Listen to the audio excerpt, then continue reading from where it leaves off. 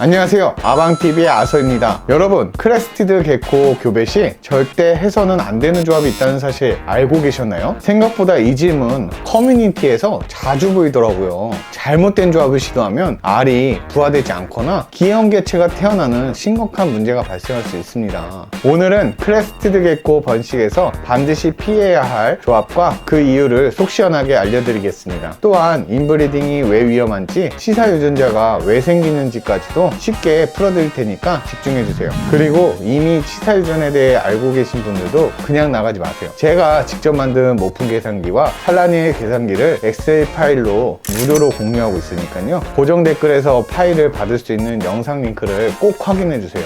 크레스티드 개코의 일부 모프 조합은 생존 자체가 불가능하거나 기형이 발생할 확률이 있습니다. 그 중에서 가장 큰 문제가 되는 것이 바로 우성 모프인 릴리 화이트와 릴리 화이트의 조합이죠. 이 조합에서는 25% 확률로 릴리 슈퍼폼이 발생되는데, 이 릴리 슈퍼폼의 경우 배아가 아예 발달하지 못하고 알에서 사망하는 문제가 발생합니다.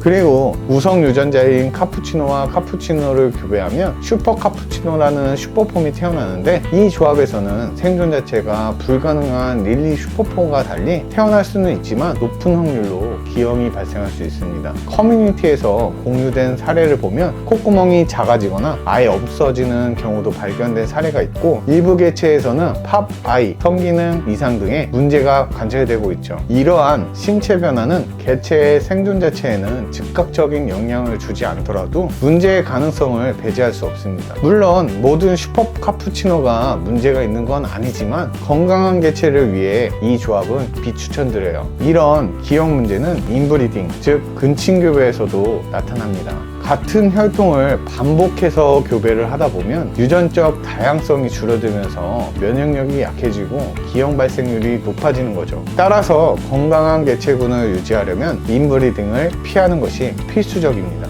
그래서 제가 입양을 지속하는 이유 중 하나죠. 여보, 한 마리 더? 그렇다면 이런 문제는 왜 발생할까요? 이 현상은 멘델의 법칙과 치사 유전자의 원리로 설명할 수 있습니다. 유전자는 생명체의 설계도와 같은 역할을 하게 되죠. 각각의 부모에서 절반씩 유전자 정보를 물려주어 이 정보가 조합되어 자손의 형질을 결정하게 되죠. 멘델의 법칙을 적용해 릴리 화이트의 유전 조합을 살펴보면 우성은 하나의 유전자만 존재해도 형질이 나타나는 특성을 가지고 있습니다. 그렇기 때문에 릴리 형질을 L로 표기하고 노멀 형질을 N으로 표기하여 LN이 릴리 화이트라고 했을 때 수컷의 유전자를 반으로 나눠 분리하고 암컷 역시 반으로 나눠 분리합니다. 그 다음 수컷의 유전자를 경우의 수에 맞게 해주고 암컷의 유전자를 동일하게 적으면 표와 같이 릴리와 릴리의 자손이 어떤 식으로 나오는지 나옵니다.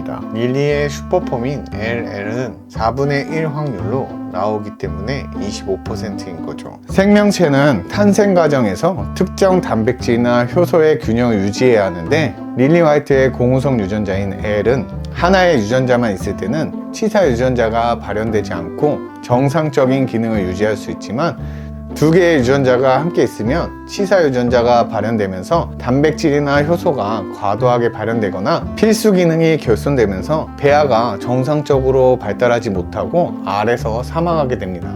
이해하기 쉽게 비유하자면 하나의 발전소가 정상적으로 전력을 공급할 때는 문제가 없지만 두 개의 발전소를 동일한 전력망에 연결하면 전력 과부하가 과도하게 증가되어 정전이 발생하는 것과 비슷합니다. 또한 릴리 화이트의 모프만 그런 것이 아닌 릴리 모프가 포함된 콤보 모프도 같은 문제가 발생됩니다. 예를 들어 릴리 세이블과 프라푸치노의 조합도 역시 릴리 화이트의 유전자를 보유하고 있기 때문에 두 아이를 조합했을 때 동일한 치사 효과가 나타납니다.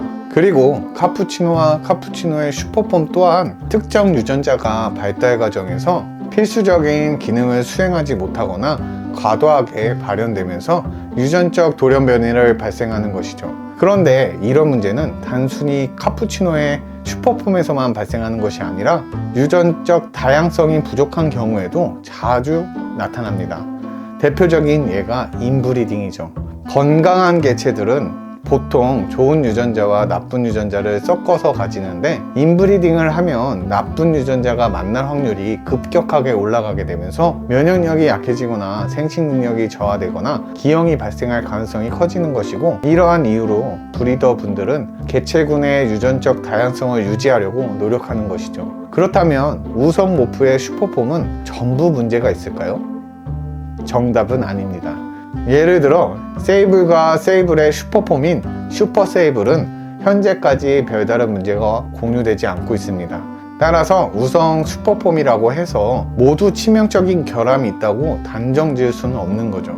또한 현재까지 크레스티드 개코의 열성 유전자에서도 치사 유전자가 발견된 사례가 없습니다. 그렇다면 이러한 위험한 조합이 왜 지금까지도 시도되고 있는 걸까요? 과거에는 릴리 화이트의 모프 자체가 희귀했고 유전적 위험성에 대한 정보도 지금처럼 충분하지 않았기 때문에 이러한 교배가 시도되었습니다. 하지만 지금은 상황이 다르죠. 릴리 화이트를 활용한 다양한 콤보 모프들이 등장하면서 이 모프가 더욱 널리 퍼지고 다양한 유전자 조합이 시도되고 있습니다. 특히 릴리와 세이블, 릴리와 카푸치노 등의 새로운 조합이 확산되면서 유전적 조합에 대한 관심도도 높아지고 있지만 동시에 정보 부족으로 인한 잘못된 교배가 시도되는 경우도 늘고 있는 것이죠. 그 결과 여전히 커뮤니티에서는 릴리와 릴리 교배도 괜찮나요? 라는 질문이 등장하고 있습니다. 초보자분들도 릴리 유전자를 접할 기회가 많아졌기 때문이라고 생각해요.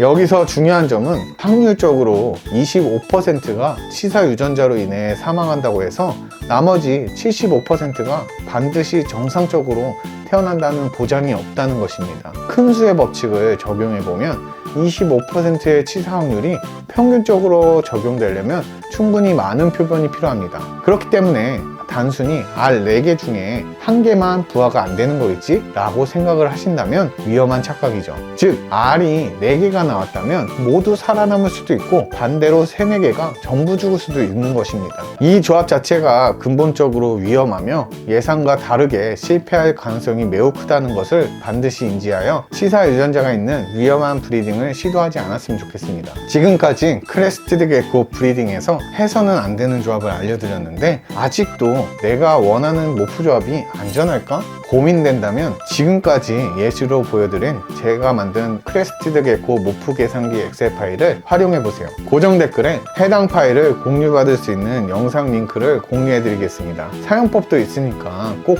보시고 사용하세요. 그리고 업데이트된 내용이나 추가적인 정보를 공유할 예정인데 구독과 좋아요를 눌러주시지 않는다면 해당 내용을 공유해드릴 수 없습니다. 꼭 구독과 좋아요를 하셔서 놓치지 말고 얻어가세요. 감사합니다. 기상입니다. 기상 시간입니다. 싫어요. 그래도 일어나셔야 됩니다. 아유, 잘 일어나셨습니다. 작은 친구들이 행복해지는 순간 손끝에서 느껴봐요. 자연의 선물 아밤TV가 열어가는 신나는 세상.